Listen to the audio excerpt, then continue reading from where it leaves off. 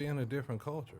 Well, again, see, Well, I got some thoughts on that because I was doing some research on that too. But that'll have to be for What research you do? Enlighten us. the We ain't got to go into depth, but just tell me. You talking about gentrification the of the city? the gentrification. Did I send you? I thought I might have sent you something on it. It was just how, and I hate to say it, it's like or like someone was telling me today.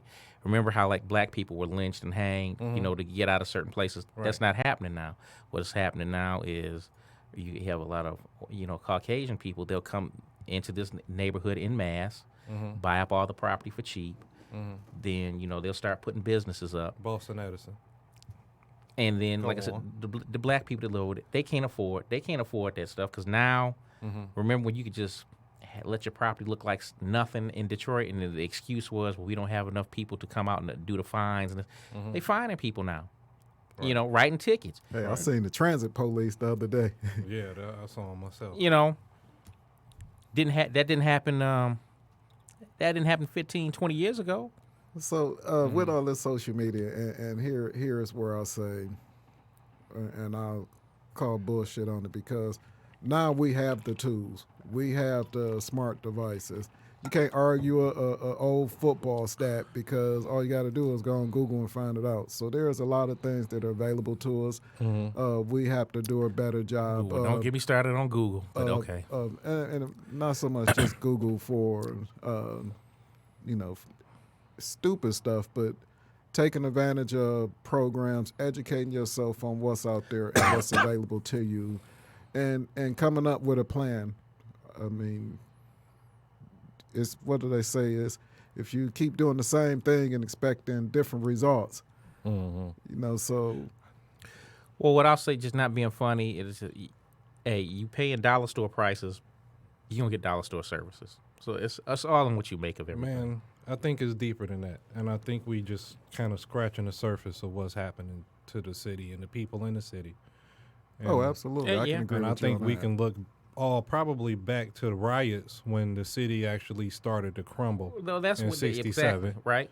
And then we went through the crack epidemic, which was through the tore the 80s and community 90s, apart. which We're tore still the being community affected. upside Still being down. affected by that. So we talking about a time where what you talking about when there was block clubs and the Big Four, and you had the block parties and all those things. That was during crack time. And then following that, you got crack babies, and they growing up, they grown, they got kids, and there's Second no generation crackheads. there's a lack of education in the city. A lack of jobs, a lack of good food. You got a few that slip through them crack babies. It is, but I think it's deeper than just what we kind of just putting on the table. You know what I'm saying? It's been a long process, and people still, at least black people, they don't always have access to capital to start the businesses in the neighborhood. Well, you see, I was watching the video before I came in here, but again, that had to be another topic. I don't remember the guy's name. The guy that made the book Rich Dad Poor Dad. I was watching a video that he put out maybe earlier this week, and he said a lot of stuff. I was like, damn, he is absolutely right. I can agree. And for me, and when you talk about what you talked about, Dan, the opportunities not be there, I'm not even going that deep with it. Just knowing that we are in a situation as black people in our societies that is stacked against us, and how do we just basics start off by, you know what, and I'm not going to be so corny and, you my brother and I love you, but it's okay for us to have a disagreement, and it doesn't have to get violent. Right. It's okay for me to tell you I don't like what you did, and you should be able to be man or woman enough to see that and say, okay, you know what, you was right, and let me express. All I'm saying is we need to educate ourselves on how to better communicate and deal with one another. Be better neighbors to one another. And that's not a black thing. And that's a adult thing. That's just a people thing, period, because that's all racist right now. It's just like communication has gone to shit. But the only reason I singled us out because I just know the buying power that we have as a community, and we spend that dollar, unfortunately, a lot of times someplace other than our own community. Black people are the largest consumers. We are the largest consumers and have nothing to show for it. Right. So nothing. With that, I think we got to support each other, and that's support anybody that you know that's doing good business. Not give me a discount because I'm black and you black. Right. I think you have to support each other, and you have to reach out and help people. You know what I'm saying? That's the only way that we will be able to grow, is through that initial support from your community, your family, and your friends.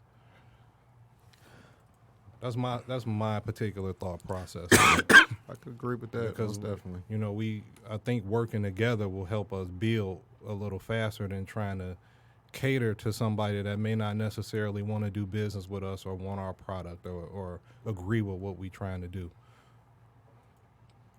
I think you start at home first, then you branch your way out into working with other people. Yeah, because we can't keep complaining about how bad our own damn kids is. Right. And how they don't listen. Mm-hmm. But, you know, that's an age-old argument. Because actually, I remember my father saying the same thing. You know, he's 74. So I'm like, what's changed now? I'm like, He thought you wasn't listening, you know. Oh, I listen now. I find myself becoming more and more like my father. Like I said, I remember some things that he said to me or did to me that made me mad. And as I get older, I'm like, okay, he was right. You know, so. And with that being said, as we get ready to wrap up here these last few moments, just to summarize, we talked about, you know, a couple of things. Started off with the final arrangements for Officer McQueen, and getting into some topics. We kind of went a lot of places, but just kind of recapping. I'm sorry. Mm-hmm. This was our soapbox Saturday here. And that's great, but it just really made me think about it. So we all can say that when we were at a certain age, we was the same way, and this, that, and other. And then as we got older, so just as we wrap up and we sit here and complain about the younger generation, we find ourselves becoming our parents and grandparents. The millennials, you know, and they've got so many commercials out where they kind of make fun of it. I think it's one of the insurance companies, but you know, a great note here to end on is let's be patient and watch and see what this generation is going to be capable of, because they're going to do great things.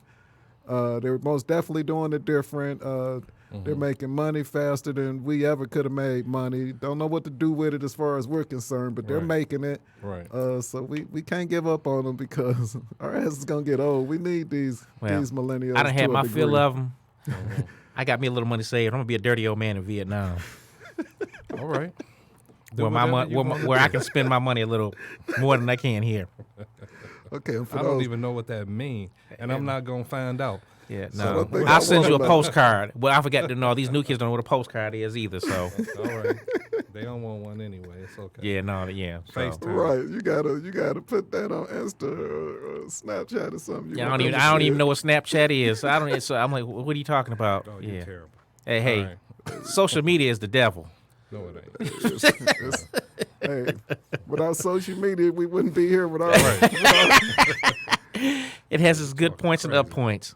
Yeah, people wouldn't get a chance to look at us live in the fact. I think it's all BS on how you utilize it. So absolutely. But man, I again enjoying having you on the show, Marlon. I love your insight. Well, we were supposed to have another guest, but he couldn't make it, and then we'll get him next time. Another one.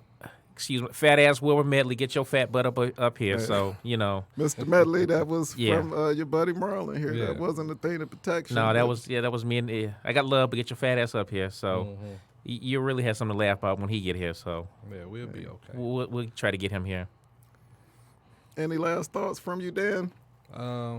As always, I want to give a tip or something I saw on the internet. So I'll just say this: they got those electronic pickpockets where people can steal stuff from you and not necessarily touch you, where they got little apps with your phone that can read your credit card information and get your name and things like that.